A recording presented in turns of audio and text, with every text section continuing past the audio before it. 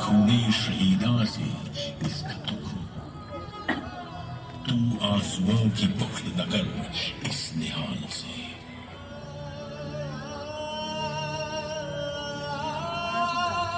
उस बैसाखी के दिन जो लोग इस बाग में शहीद हुए थे, वे न सिख थे, न हिंदू थे, न मुसलमान।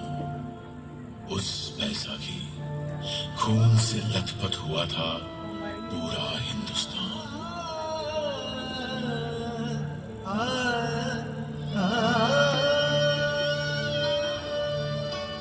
वो अमृतसर में 13 अप्रैल 1919 इतवार की एक सुबह थी। पंजाब की धरती पर आने वाले सबसे खूबसूरत दिन की सुबह, जब सारा पंजाब बैसाखी की खुशियां मना रहा था। न जाने कितने लोग हरमिंदर साहब के दर्शन पर और खालसा का स्थापना का दिवस मनाने आए हुए थे। अमृतसर की गली बाजारों में चहल पहल थी। ठीक उसी दिन कांग्रेस के नेताओं ने जलियांवाला बाग में शाम 4:30 बजे एक सभा करने का निर्णय लिया था। उनका इरादा डॉक्टर सत्यपाल और डॉक्टर किचलू की रिहाई और काले कानून की वापसी की मांग करने का था। बैसाखी की खुशियों के बीच जैसे जैसे दिन आगे बढ़ा, एक छोटा सा बच्चा दिन का गनस्तर बजाते हुए शहर के कुछ इलाकों में लोगों को यह संदेश देते हुए निकला।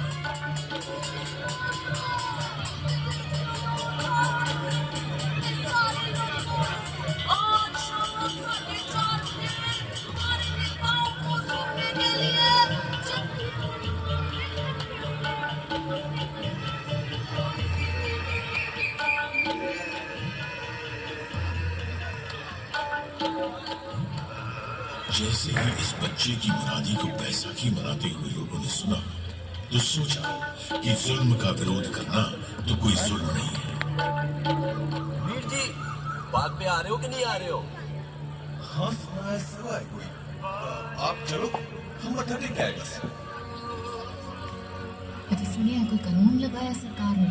हाँ सुना तो मैंने भी वही। शाम को बाग में पता चल ही जाएगा। वैसे पर जी आप आ रहे हो ना? आओ, जैसी को लेके पहुंच जाऊंगी 4:30 बजे।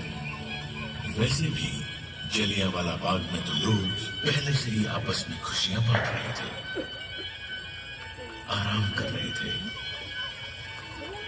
मगर उन मासूम लोगों को यह मालूम नहीं था कि जनरल डायर ने अमृतसर में मार्शल लॉ लगा दिया है।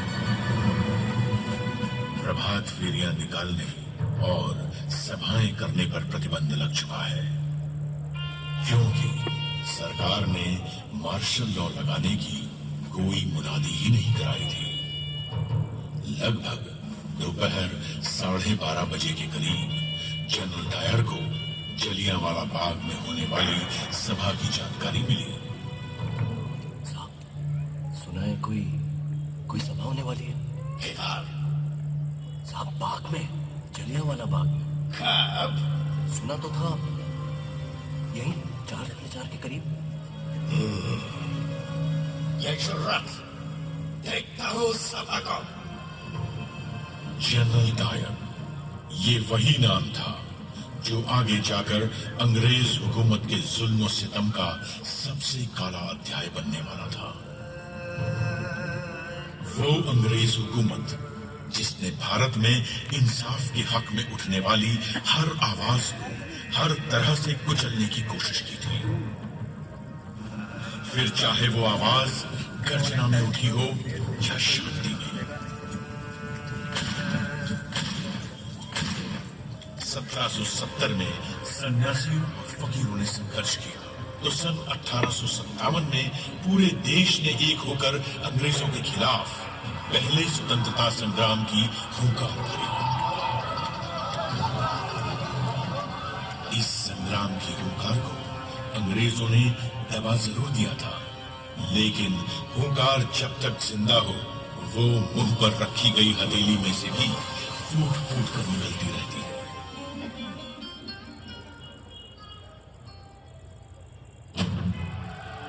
कभी क्रांतिकारियों ने आजादी का बीड़ा उठाया तो कभी कांग्रेस के कर्म दल ने। एक तरफ गदर पार्टी ने विदेशों में आजादी का संग्राम छेड़ दिया था, तो पंजाब में भी वो देश की आजादी के लिए सक्रिय थे।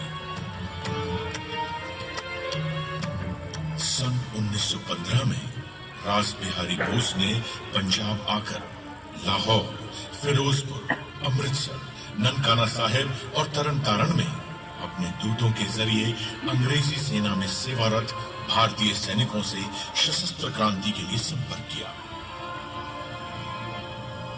मगर किसी तरह यह योजना अंग्रेजों को पता लग गई और कई क्रांतिकारी गिरफ्तार किए गए। 16 नवंबर 1915 के दिन 19 वर्ष के बालक करतार सिंह सराभा को अंग्रेजों ने लाहौर की जेल में फांसी के फंदे पर लटका दिया।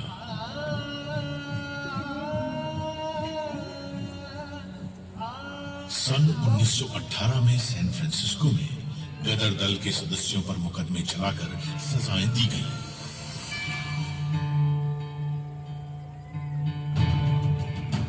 यह पहले विश्व युद्ध का समय था और अंग्रेजों ने अपने हित से इस युद्ध में भारत को भी छोड़ दिया था। इस युद्ध में अंग्रेजों ने भारत की संपदा, युद्ध सामग्री और सैनिकों का जमकर इस्तेमाल किया और बदले में भारत को क्या मिला? एक काला कानून, रोलेट एक्ट। आम हिंदुस्तानी की जबान में इस एक्ट को न वकील, न दलील, न अपील के नाम से जाना जाता था। इस एक्ट के पास होने के बाद पुलिस चाहे जिसकी तलाशी ले सकती थी। बिना कारण किसी को भी 2 साल की सजा दी जा सकती थी। इसके इस्तेमाल से भारतीय अखबारों की कलम तोड़ दी गई। फिर भारत ने इस काले कानून का जवाब दिया सत्याग्रह से।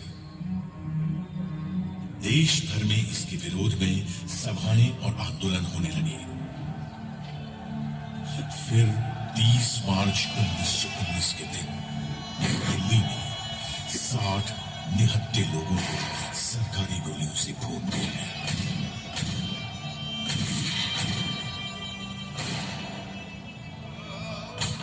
पंजाब में डॉक्टर सत्यपाल और डॉक्टर सैफुद्दीन किचलू इसी कानून के विरोध का नेतृत्व कर रहे थे। तभी अंग्रेजों ने उन्हें गिरफ्तार कर लिया। पंजाब की जनता ने इस गिरफ्तारी का विरोध किया और उनकी रिहाई के लिए आवेदन तक दिए, लेकिन पंजाब के लेफ्टिनेंट गवर्नर माइकल ओडायर पर इसका कोई असर नहीं हुआ। उसके इरादे कुछ और ही थे। 9 अप्रैल 1919 को रामनवमी का त्योहार अमृतसर में शांतिपूर्वक बीता था। फिर भी अंग्रेजों ने उस दिन महात्मा गांधी के वहां आने पर रोक लगा दी और उन्हें पलवल पर ही गिरफ्तार कर लिया। आप यहाँ से आगे नहीं जा सकते। आपको गिरफ्तार किया जाता है। You are under arrest। इसके विरोध में पंजाब में कई जगहों पर सभाएं हुई, लेकिन लोगों को यह नहीं मालूम था कि उनके इस अहिंसात्मक प्रतिरोध का जवाब अंग्रेज किस बर्बरता से देंगे।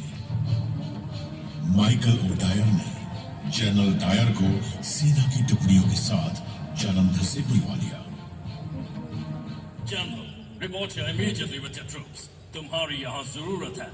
इन हिंदुस्तानियों को काबू में लाना पड़ेगा। Yes, sir. I'm coming. जब जलियांवाला बाग में बैसाखी मनाने आए हजारों हिंदुस्तानी अपने नेता हंसराज को सुन रहे थे, एक हवाई जहाज उनके ऊपर से गुजरा। दरअसल अंग्रेज हवाई जहाज से बाग का मुआयना कर रहे थे।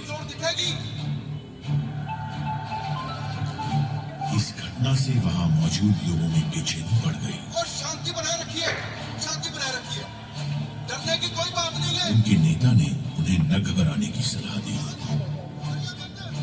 तभी कुछ ही देर में दूर से उस संकरी गली से कुछ आवाजें आनी शुरू हुई। कुछ बख्तरबंद गाड़ियां गली के बाहर आ रुकी थी। जनरल डायर अपने 90 सैनिकों के साथ बाग में आ चुका था। नहीं देगा। अगर हमने या हिंसा की तो हम उनसे अलग कैसे हुए? लोगों में कुछ हलचल सी हुई, मगर हंसराज ने उन्हें डरने से मना किया।